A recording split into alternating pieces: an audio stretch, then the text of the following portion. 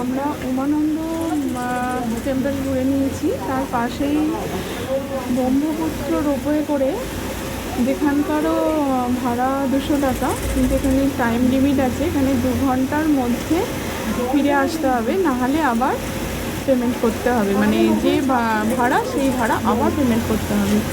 তো আমরা ওই ব্রহ্মপুত্রর উপায় করে চলেছি এখন দোল গোবিন্দা।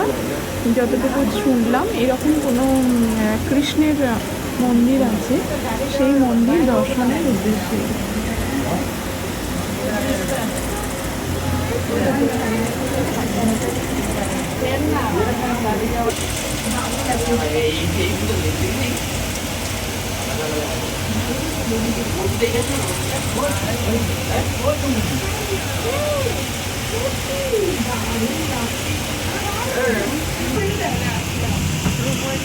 উমানন্দ টেম্পল দেখা যাচ্ছে, এই হচ্ছে উমানন্দ টেম্পল।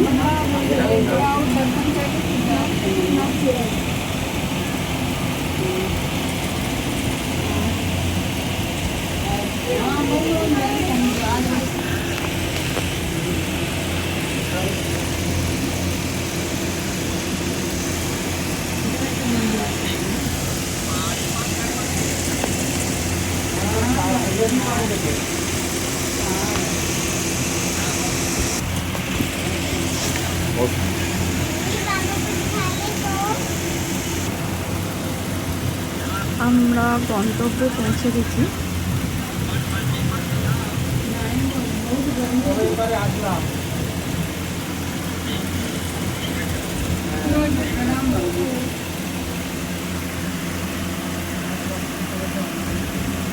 এই নামলাম আমরা এখন মন্দিরের উদ্দেশ্যে চলেছি।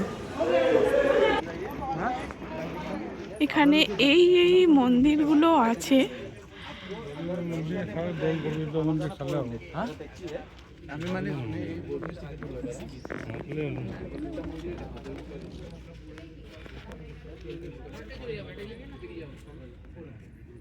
আমরা যেখানে রোপওয়ে থেকে নামলাম ওখান থেকে আবার গাড়ি বুক করতে হয়, বুক করে মন্দিরের উদ্দেশ্যে যেতে হয়। আমরা একটা গাড়ি বুক করেছি, যেখান থেকে আমরা দুখানা টেম্পল দেখতে যাব। টেম্পলগুলো গিয়ে ইনফরমেশান দিচ্ছি। আমরা মহাপ্রভু শ্রী শ্রী দোল গোবিন্দ মন্দিরে প্রবেশ করছি।